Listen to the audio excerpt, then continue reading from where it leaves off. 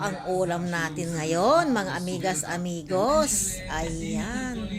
Good morning, good afternoon, and good evening sa inyong lahat, mga amigas, amigos. Ayan po, lempo. Ayan po, ilalaga muna natin. Maigi at palambutin. So, lagyan na natin ng sibuyas. Saka pinitpit na bawang. Ayan po, mga amigas, amigos. Sana inyong magustuhan ang aking ihanda for today.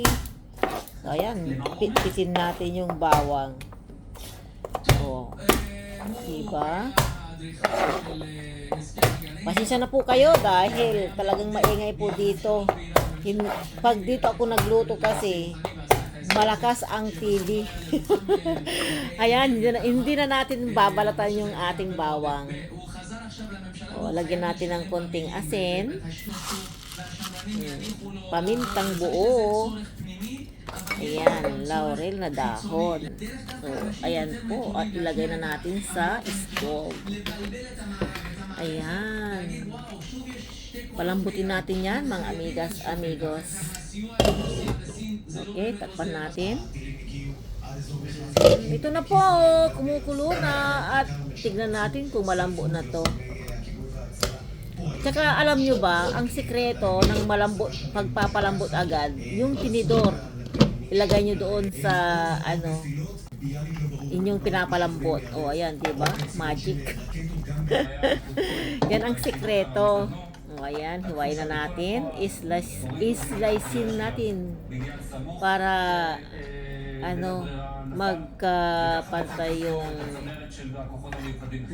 kapal ng ating karne. So, ayan po. Ibukod natin yung taba. Sinong may gustong taba dyan? Gusto ko rin yung taba paminsan-minsan, tsaka yung rin po talaga, diba, kunti lang yung taba, namamagitan talaga yung balat, taba, laman. So, maganda po. O, diba, mga amigas, amigos? Napakalambot po. Tignan nyo, yung buto. Hinihila ko na lang. Ay, grabe. So, madali lang po itong iluto, mga kapatid. So, ayan po. Another bawang ulit. Ayan. Iluluto natin yung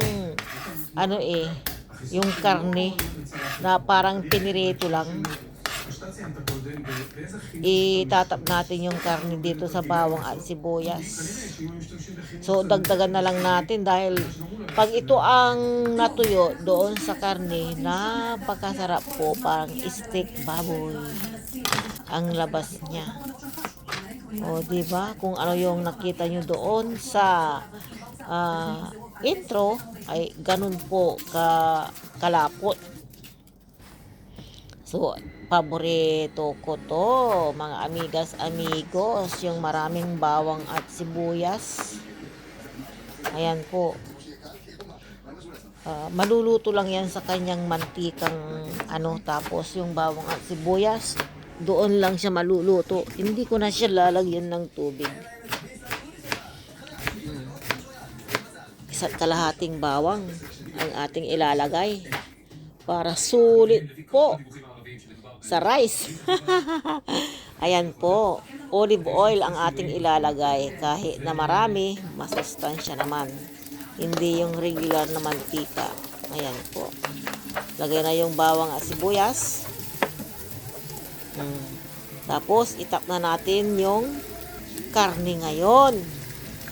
Ganito po ang ating gagawin. O, diba, mga amigas, amigos? Para pantay po yung kanyang. Lagyan natin ng powder nor. Parang magic sarap po yan. Tapos, ito, liquid seasoning. Pampalasa talaga. Napakasarap. Ayan, dagdagan natin ng, ayun, nilagyan natin ng paminta. Tapos, ito, toyo. Dagdagan natin ng toyo. Dahil hindi na natin lagyan ng ano yan, asin. Ayan, baliktarin natin. Para magpantay yung kulay. Ayan. Ayan po mga amigos. Balik-baliktarin natin. Ayun. So, diba? Malapot na siya. Siyempre, hindi na natin lagyan ng ano yan, water dahil steak pork po ang ating niluluto. So, ayan po. Pwede na. Malapit na nating hanguin. Pantay na po. Ayan. Tapos ito, iladagdag natin yung sibuyas na pang top. Ayan, panghuling sibuyas po ito, mga amigos.